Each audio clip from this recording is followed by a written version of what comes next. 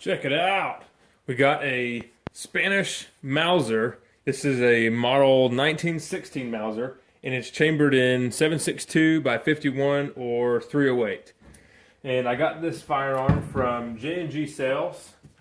Had it sent over to Ellis County Firearms, and just picked it up today. They were running a special at J&G Sales to get a gunsmith special rifle like this for $149. And I was kind of on the fence about getting one, but man, it's so hard to beat 150 bucks for any type of firearm nowadays. This is kind of like what Mosin's used to be, or even a little bit more than that. So I'll tell you right out of the box, it is pretty rough.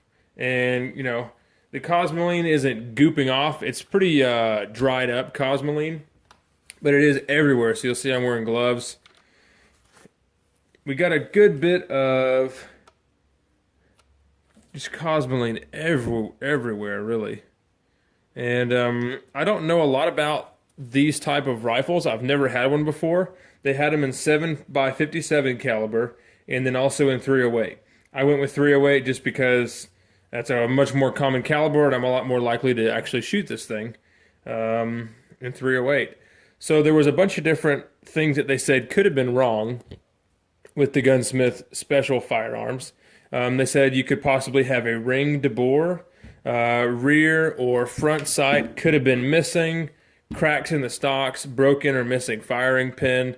There's a list of a few things, and I can tell you everything looks really good. I think the stock is the worst part, but it looks like our rear sight is in good condition, and it is the roller coaster type.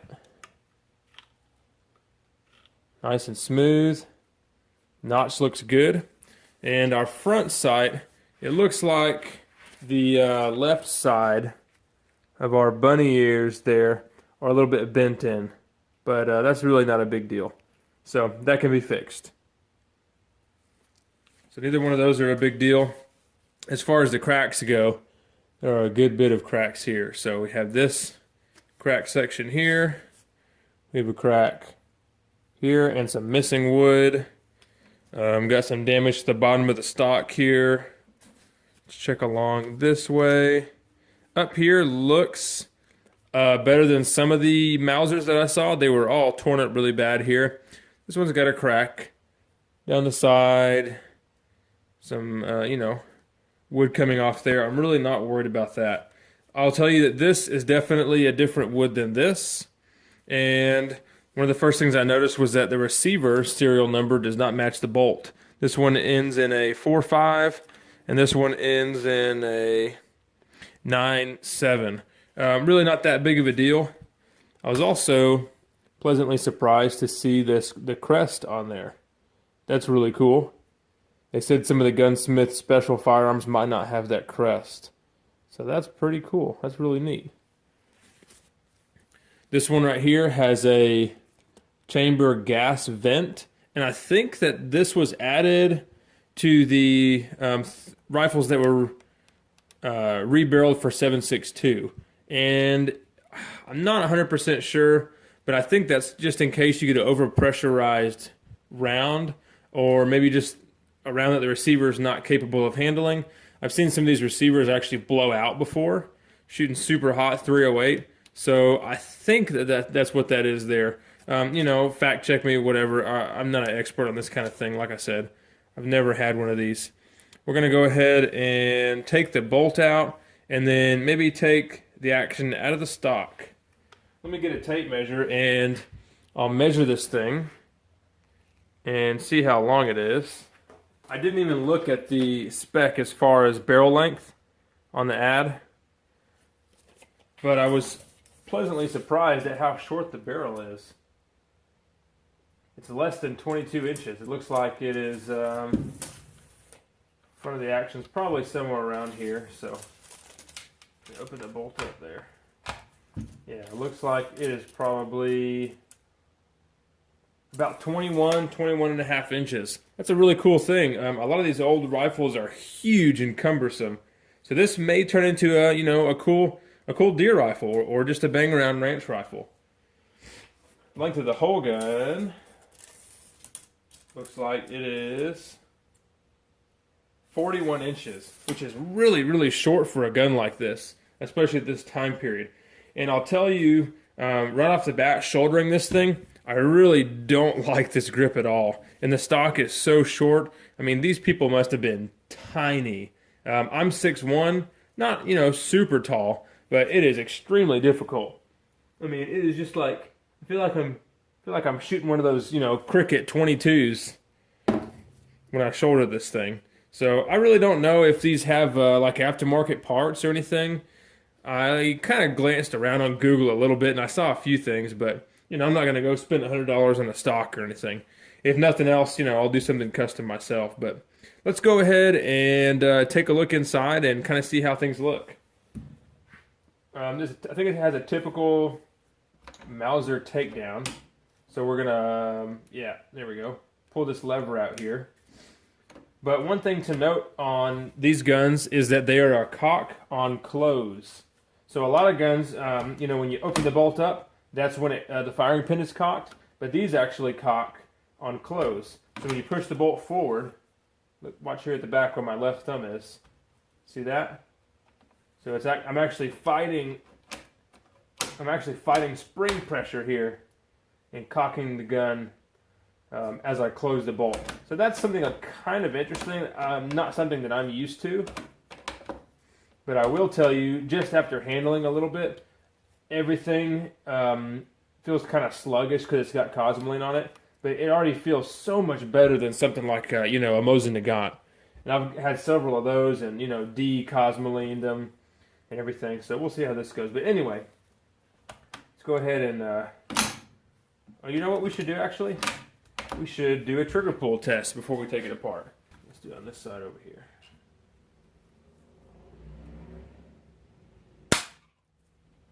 Okay. 5 7/8.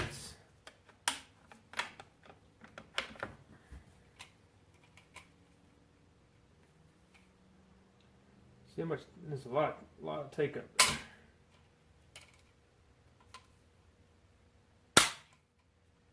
5 7/8. So let's go ahead and pull our bolt out here. We're going to pull this spring-loaded lever out like this. Pull our bolt right out the back. Take a look at our nasty cosmoline bolt. There's the face. Ooh, ooey gooey. I'm not too sure how to take this apart.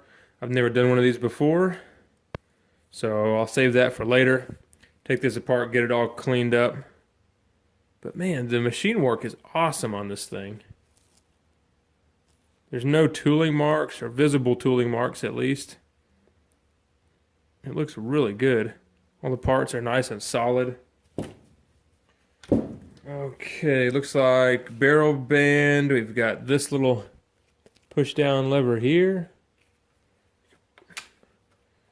Push that down and remove that. It wasn't even tight. And okay, lift up our rear sight and take this piece off. You can see that's totally separated there. And smell it. Oh, can you smell it? Oh, gross. Cosmoline. So there it is with that top section off. Let's see if we can get this receiver out. Looks like it uses the double set screw type here, and the smaller retainer screw for the larger screw is missing.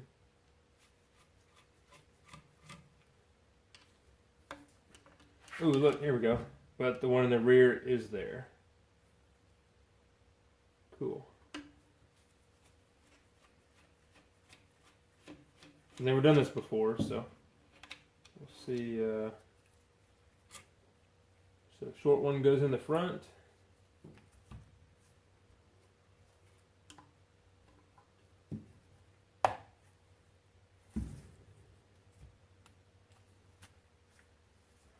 Okay.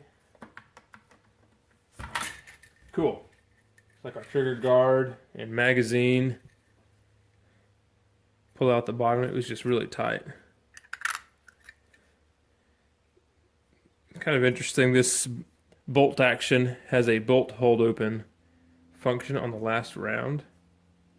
Ooey gooey, nasty stuff in there. I don't see a serial number. We have one number up there, 814. That doesn't match anything on the rest of the gun. Okay, put that aside. See if we can get this front section out here. And yeah, I should have Googled it. Should have Googled how to take this thing apart, but so much more fun for you guys to see it on camera. How the hell does that come off? It just looks like it's supposed to pull out. Alright, Google to the rescue once again. So I tried pushing down on this earlier, and it didn't seem to do anything, but you have to push down on this section here, and then this is supposed to come off. I think these mismatched parts are what's keeping me from getting this thing apart. Let's see what we can do.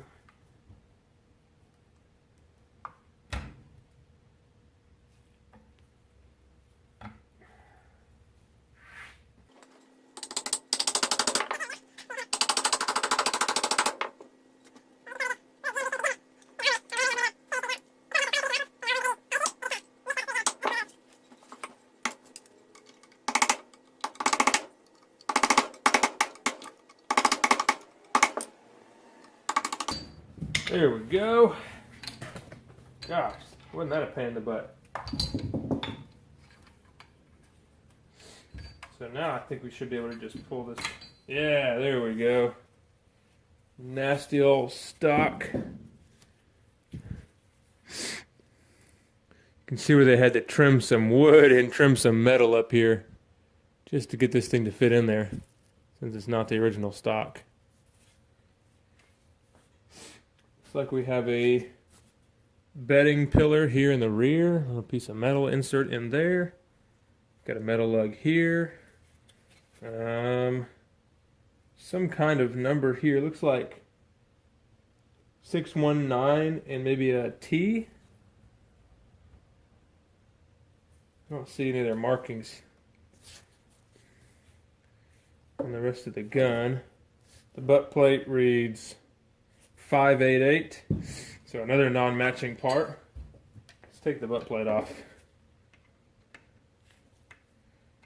See if there's any secret messages hidden inside.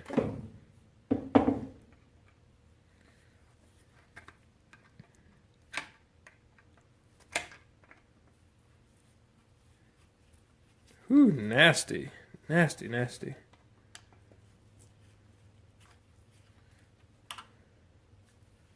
I was thinking I may refinish this stock, but I think it's just going to get hung up on the wall and I'll replace it. It is just really gnarly.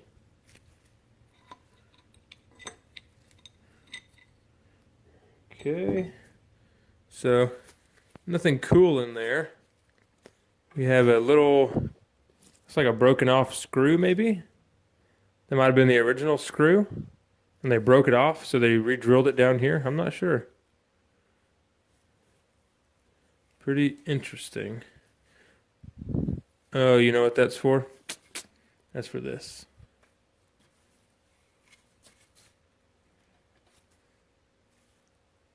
Cool. Put that aside and take a look at our action. You can see around here, we've got some corrosion and pitting around this section. Nothing really on the bottom. A couple manufacturing marks. And this side looks okay. Chamber looks good. I don't see any issues with that.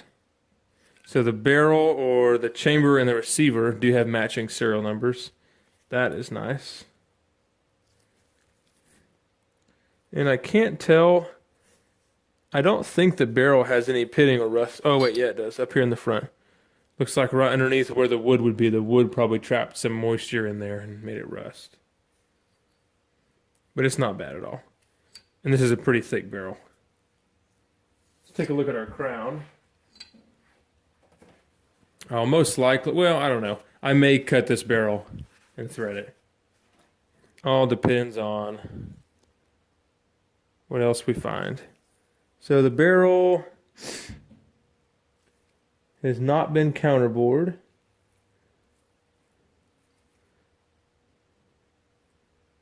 And the crown looks okay. Definitely not the best. And you can see our bent bunny ear there, but that's not a big deal either. The machining work on this is so nice compared to a Mosin. It's going to be hard to tell on the video, especially since you know, the focus of my camera is not really quick when I'm moving this thing around. But just, I mean, if this were a brand new gun, a brand new 1916 Mauser to a brand new Mosin, this thing would kick butt. This thing would kick its butt. You really won't be able to tell, but I did look through the barrel and the rifling looks good. A little bit dirty inside there, but anyway, there's a quick look at the 1916 Mauser. I'm sure I'll think of some cool stuff to do as far as videos go. If there's something specific that you would like to see, like maybe full disassembly of the bolt, or if you have questions about any of these other parts, any kind of measurements, let me know. I don't know what I'm going to do with this thing yet, really. First of all, I'm going to get it all cleaned up, get all this nasty cosmoline out of it, and we'll go take and shoot it just like it is and see how it shoots. And then we'll start messing with it and go from there. Anyway, if you have any questions, put them in the comments. Like and subscribe. Thanks for watching.